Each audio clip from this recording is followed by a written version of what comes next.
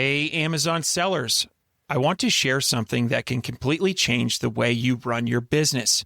For the last decade, I've built a world-class Amazon team that's helped me sell over $50 million on the platform and scale multiple seven-figure brands. Now, that same team and process is available to help you build, grow, and scale your Amazon business.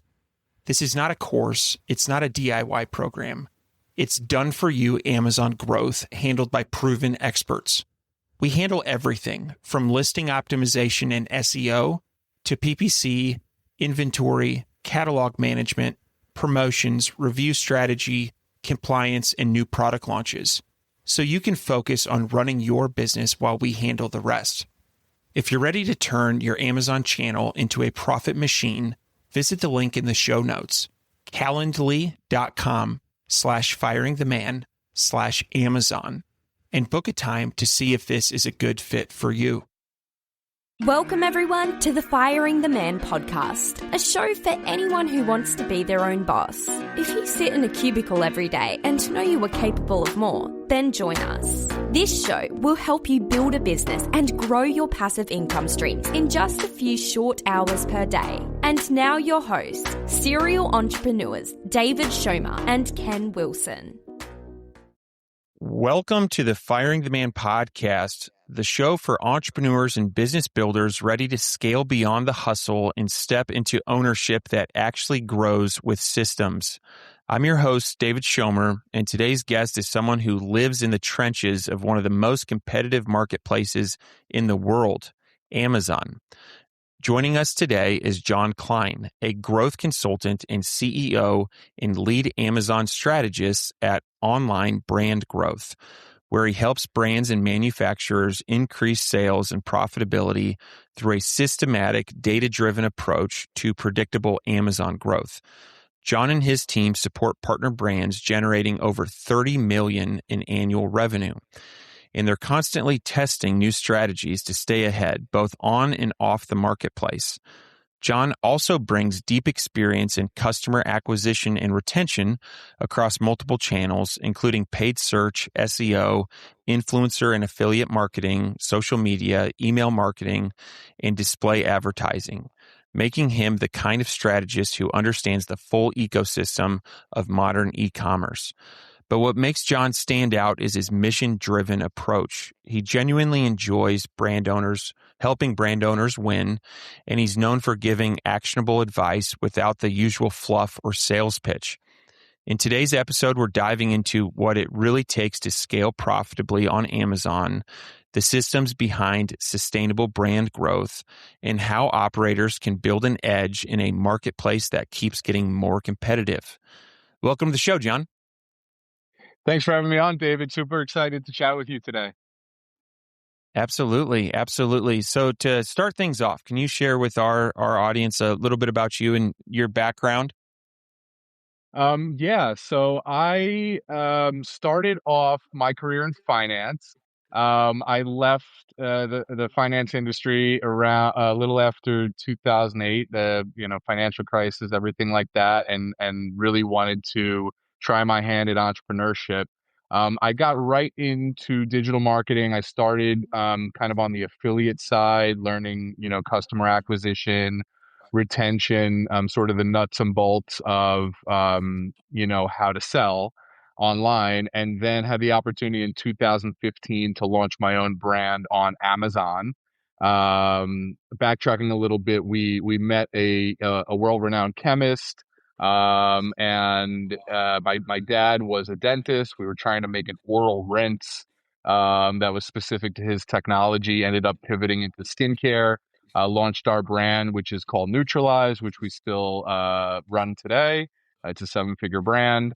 And through the process of trying and failing at growing my own brand, and then succeeding when we came over to Amazon in 2015, just really learned what worked on Amazon, right? So fast forward to 2019. Started doing a little bit consulting, just kind of born out of demand. Other people asking for help growing their business on Amazon. had some, interesting consulting experiences, some wins, some losses.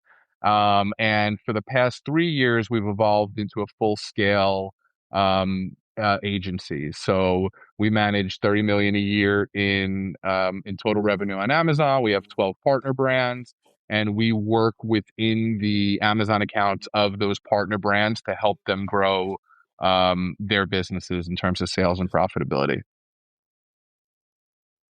Well, very nice. Very nice. That's an awesome background and really diving into some of these topics. Now, through managing as many brands as you do, you probably have a really good perspective on what are the good brands doing that help them be successful on Amazon, and Yep. better said, what separates a well operating Amazon brand versus one that's destined to fail? Yeah, so I'd say a couple different things. What makes a real brand is one that's not generally not relying totally on Amazon. They are consistently pushing in retail, e-commerce. With TikTok, Facebook, they have another channel at least that is working for them and that they're creating visibility in. And the other component I would say is new product launches, right? Consistently releasing new products that are adding value to the marketplace that are not Me Too products. Right. And when you're doing those two things, together, a lot of magic happens. We do have, some clients who are Amazon only, that have success in spite of not being omni-channel. However, they're really good at, identifying new products to release, creating them with something special and rolling them out. So I'd say that those are like the two main components. And then the other secret sauce is like passion, right? You see some brand owners really have a lot of passion behind what they do. They make content. You can feel it. And so I think that that's like the magical driving force behind a lot of this. So one of the things that when I was prepping for this, I was doing a little research on you and your company, and one thing that stood out was the data-driven process. And as a retired CPA, I really like that. My brain is organized into rows and columns, and I really like, when possible, to make data-driven approaches. And so, what are some things, and if you maybe could sprinkle in some examples of what your data-driven approach looks like and how you're helping your brand succeed on Amazon? Yeah, absolutely. So I was taught by my early mentors, if it can't be measured, it can't be grown, right? So I think measurement and having a good handle on business intelligence is absolutely essential if you want to grow an e-commerce business. So for Amazon, we used third-party tools for business intelligence. We love Sellerize, Sellerboard. And those, pull in from Amazon's API because Amazon does a really poor job of, helping you determine if you're profitable, right? They're really good at showing you the top line revenue, but they don't help you do a good job to determine profitability, which is why a lot of sellers don't make money. And even, successful brands and manufacturers we work with, they may have a vast product catalog and be surprised that they're losing money on certain SKUs or certain parts of their catalog. So the metrics that we kind of obsess over are, obviously SKU by SKU profitability. The two biggest metrics that come into that are going to be sessions, which is visibility, page views, and conversion rate, right? Those are kind of like the early indicators. You could also look on the PPC side at clicks and impressions as leading indicators of those. Another one that's really important on Amazon is the buy box. A lot of brands will have, especially as you become omni-channel, you'll have unauthorized resellers and people kind of jumping onto your listing, eating a piece of your pizza pie. So that's another really important metric to look at. And then overall downtime, like out of stocks are an absolute killer. Or if your products go down on Amazon for some kind of compliance reason, which happens all the time.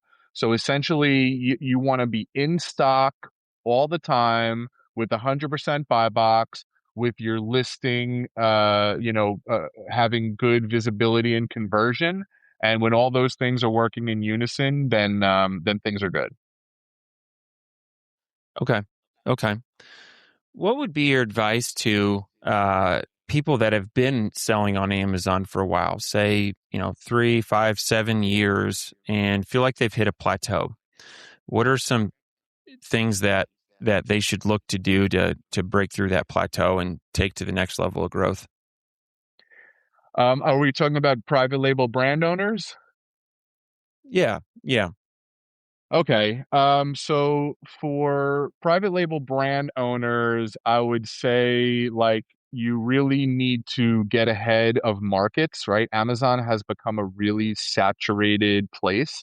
And if you try to launch a product that is in a niche where there are dozens of competitors that either are entrenched with, thousands of five-star reviews, or you're dealing with competition directly out of China, and trying to compete with manufacturers who have a better cost structure than you. Those are really big challenges, and generally killers. And even if your product is a little better, it's going to be really really hard to enter those niches. So we try to educate our clients to use Amazon's Product Opportunity Explorer to find up and coming niches, niches that have maybe increased in search volume in the past 90 days. Being mindful of seasonality, and not going crazy when you're looking at it in January and looking at all the stuff that was selling in Q4. But when you find things that are kind of on the rise and you could kind of hop on the wave early with an innovative product, that's going to be where the magic really happens.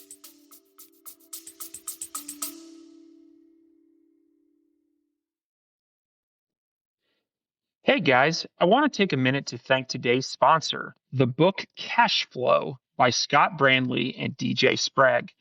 I've spent the last decade building e-commerce brands and over 20 years running businesses. So I've read a lot of books on growth and profitability. Most of them explain the problems, but they don't give you many real world solutions. Cash flow is different. This book uncovers the hidden leaks inside your business, things like false payment declines, friction in your checkout, missing trust signals, and operational inefficiencies that quietly crush your conversion rate. And a lot of these losses never even show up on your P&L. I'm a retired CPA and I review my numbers constantly. And even I had a few aha moments reading this book. If you run an e-commerce business, this is one worth checking out. There's a link in the show notes where you can grab a copy of Cash Flow, CASHFLO, and learn how to start plugging those hidden profit leaks. Now, back to the episode. Okay. Okay. Let's go down that path of launching new products and sourcing new products. When I started on Amazon, I took a bunch of courses, and it seemed like a lot of people would say, find a product on Alibaba that's under 20, you can sell for under $20 that fits in a backpack. It's easy to ship. And what I found is from products that I'm personally selling, is those tend to be very competitive markets, just generally speaking. And by the time the referral fee, the FBA fee, your say 10 or 15% tacos for your ads, it eats up a lot of your profits. And so what would be, maybe it's the size, maybe it's the price point, but if people are looking to launch products in 2026 and beyond, where do you see the big opportunities? Yeah, so I would say that you generally want to sell products that are $30 and up in today's day and age, rather than $20 and lower, because that leaves more Mm-hmm. room for margin. I mean, you could certainly do well with something at 25 or even the low 20s, but getting much below 20 becomes a real challenge. For the reason that you said, with all the fees and stuff. Another thing to be really careful of is oversized products. So we recommend with oversized products that you do fulfilled by merchant, because FBA fulfilled by Amazon, when you're looking at oversized products, it's generally adds too much fees in order to be worth it. There are exceptions, but just as a general. And then, yeah, just as you said it, like when there's one prevailing methodology, everybody is sort of coming to the same conclusion and selling the same products, right? So that's something to kind of avoid.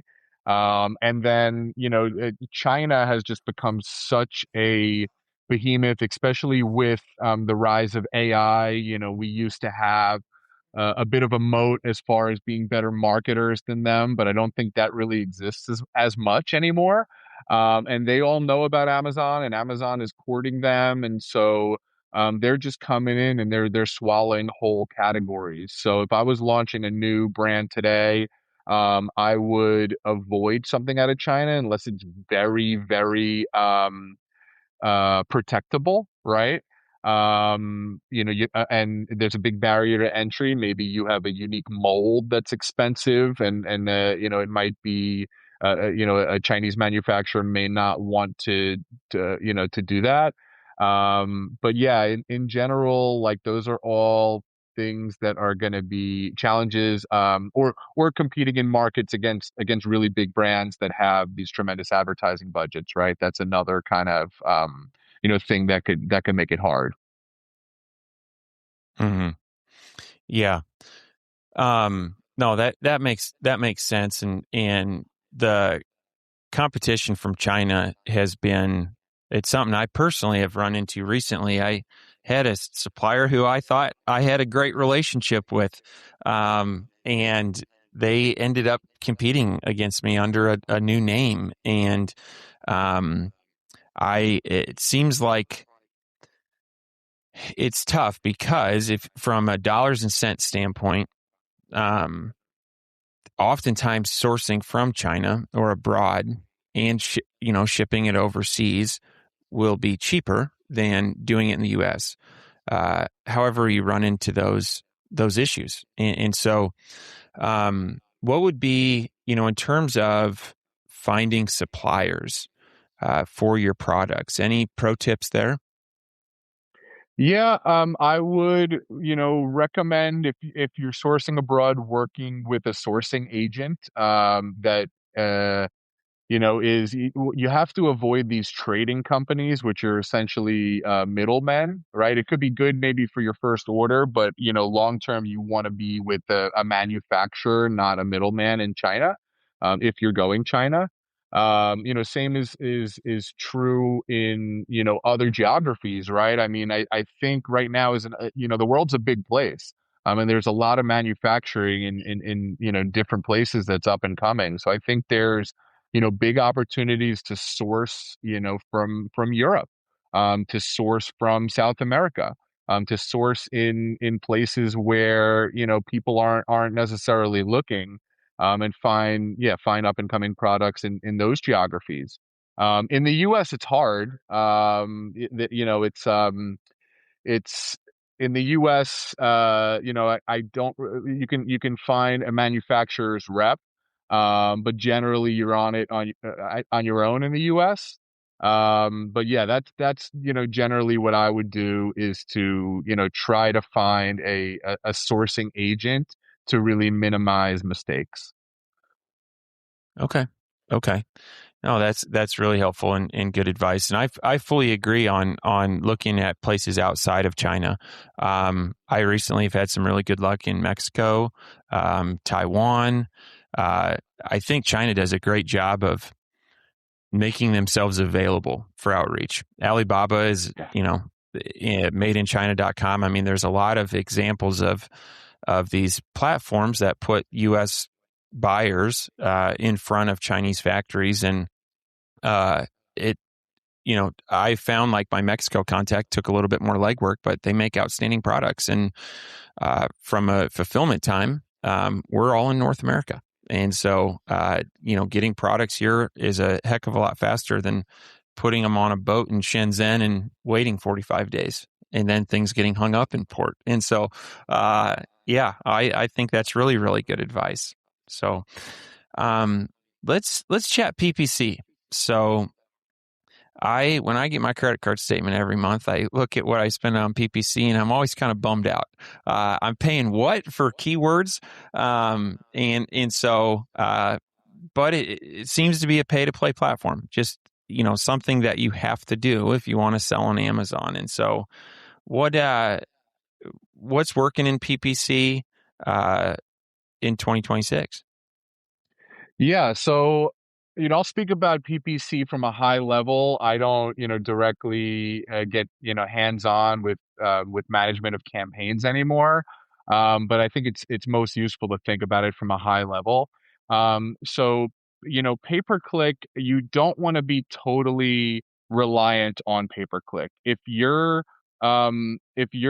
a really healthy Amazon business, I would say is around 70% organic or 60% organic, 30 or 40% pay per click. It can be the inverse for a lot of D2C brands who have higher price points and have another successful channel. And so when they come over to Amazon, they want to keep the prices in line with D2C. So that if you're not price competitive, you're not going to be able to achieve that sort of golden ratio that I mentioned earlier. So that's one thing that I always like look at is kind of like that ratio. Another thing that we sort of believe in is viewing PPC in a life cycle. So you have different phases. You have your launch phase where you're investing to build relevance around your core keywords. And the KPIs are essentially you want to rank organically and you want to increase sales. And as long as you're seeing organic ranks increasing and sales increasing, then that's good. You're meeting the KPIs. Once those kind of top out, we bring it into our phase two, which is trimming. We reoptimize it based on looking at the SQP data, the search query performance data, which tells you your conversion rate on keywords relative to the market. Amazon's ranking is all about conversion rate. So if you out convert your competitors on a given search term, you should be ranking. And you should be pushing harder on those keywords. So when we initially optimize the listing, we're using, we're attempting to seed it with the most relevant keywords based on our research.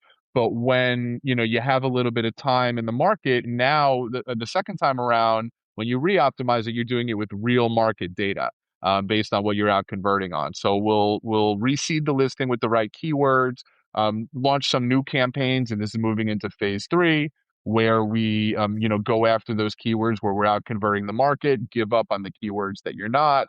And then, phase four is cash cow. Phase four is like, all right, this thing has done everything. It's ranking for everything that it's going to rank for. It's time to pull it back and get it to, the optimal, kind of profit level. And there's no need to continue to push. That's why there's like certain softwares out there that don't work in these phases, and they just continue to push no matter what. We don't like those softwares. The other thing that I would kind of point out is you don't really need to advertise every single product in your catalog. If you have 100 products, you may only be advertising your heroes, the top 10 or 15% of your catalog, and then the rest of them are back end products that people buy, and they don't really work with PPC. Or maybe that number is as high as 30% you advertise or 50% you advertise, but there are some products where it's okay to, give up on PPC. PPC is not really working for this product. It's a small seller, and it just is going to be what it's going to be profitably, instead of continuing, banging your head against the wall and losing money on it. Yeah.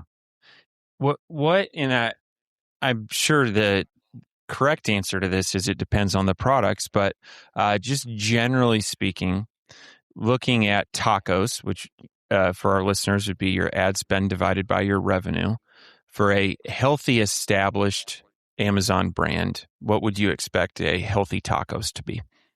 Super healthy, 8 to 12, still healthy, 15 to 18. Anything above that is starting to get a little less than ideal. Okay. Okay.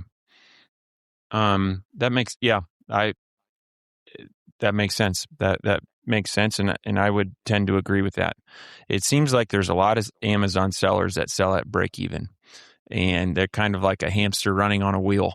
And, it seems like PPC tends to sometimes create that scenario. What do you think about that? Yeah, 100%. I think a lot of people just do it because they feel like they're supposed to do it. They're not really tuned into their data. And so yeah, I totally agree. Or maybe they're a Chinese seller that is doing a Taobao strategy and is just willing to break even for 5 years to eat your lunch, right? So that's another Yeah. possibility. Yeah, absolutely. So let's talk AI. AI is a hot topic right now, and it seems to be changing by the day. What are some things that you're using AI for in your business, and what kind of results are you getting? Yeah, so I would say it's been really helpful for, market research, listing optimization, really good for idea generation around imagery. While it's not totally a great designer yet, we still have graphic designers today. Reporting has been really big for us in the agency, and just pulling data in a really clean and easy to understand way. So I'd say that's probably my favorite so far. And then just I would say project-based things. Like we said, new product development. It could be helpful for. And then it's getting to the point where we're deploying AI agents with using Claude Code and Cowork that are replacing a lot of the functionalities of our Filipino based virtual assistants, right? Just things that they would check on a day-to-day basis, like account health checks, making sure nothing's wrong, things that are kind of like repeatable and robotic. We're, building out agents that kind of do those things. But we don't yet have a complete role that it's totally replaced yet. Okay. Okay. Yeah, that makes sense, and it's interesting. We're starting to see the changing of workforce, where that was kind of the scare, was what is AI going to take our jobs? And I would say 6 months ago, my opinion on it was no. It's going to be like putting a rocket on your back, and you're going to be able to be incredibly, a lot more efficient. Um, and the quantity of work that you're going to be able to get done in an 8-hour shift is going to exponentially grow. As it continues, where I've noticed that in my own business, where yes, the tasks go a lot faster. A health check may have been 30 to 60 minutes, and now it can be done in 5. And so you're looking for more projects for those people. But yeah, absolutely. When you're looking at a brand, say doing an audit on a brand, what are some things that you tend to notice that will result in quick wins for a brand? Yeah, well, one of the first things we look at is, are there any reimbursements available, or is there any money that Amazon owes them? That could be an easy conversation during an audit if we find money for them. Sellerize again is a great tool for that. Another thing is the SKU by SKU profitability that I mentioned. A lot of you'd be surprised how many brand owners and manufacturers are shocked to hear that some of their products are losing money on Amazon for one reason or another. We look at inventory age, which is, are you doing, we try to, keep inventory levels, ideally between 60 to 120 days, because once you go past 180 days, you're paying long-term storage fees. Under 30 days, you're paying low inventory fees. And then of course, stockouts are bad. So, looking at the inventory age, and then kind of the other things we're talking about. What, is their ratio healthy of organic to paid? And then, are the PPC campaigns structured properly? Are the listings good? Is kind of an obvious one, right? I mean, it's like at the end of the day, you're running a race and your car is your listing. So if you're in a slow car, then you're not going to be able to win the race, regardless of if you do the other things right. Yeah, I'd say that those are, generally the things that we're looking at.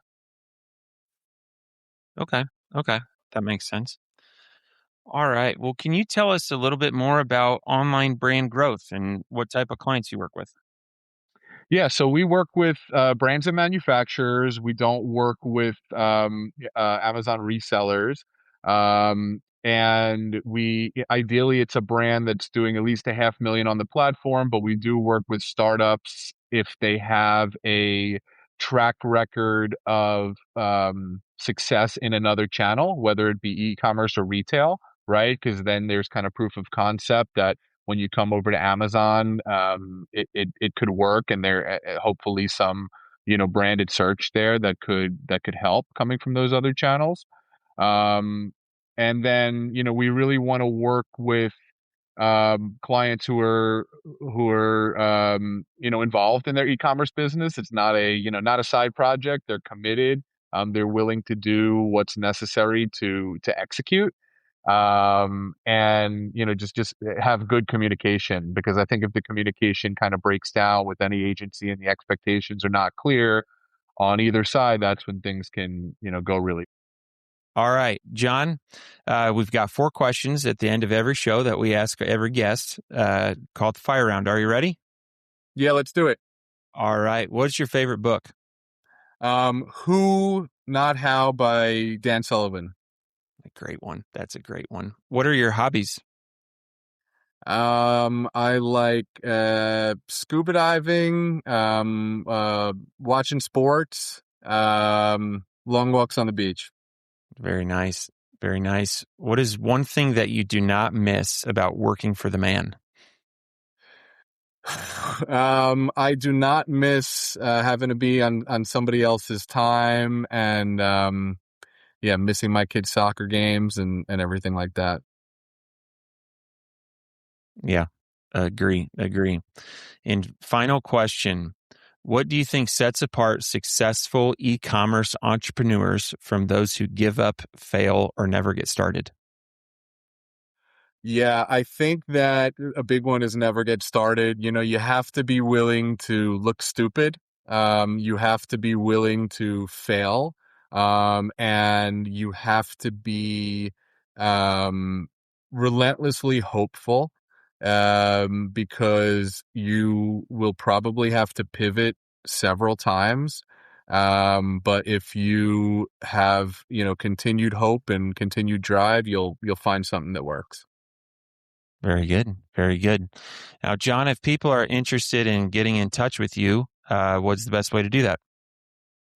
You could come to our website, onlinebrandgrowth.com. We do a free strategy session for anyone, whether we're a good fit to work together or not. I'm happy to help out.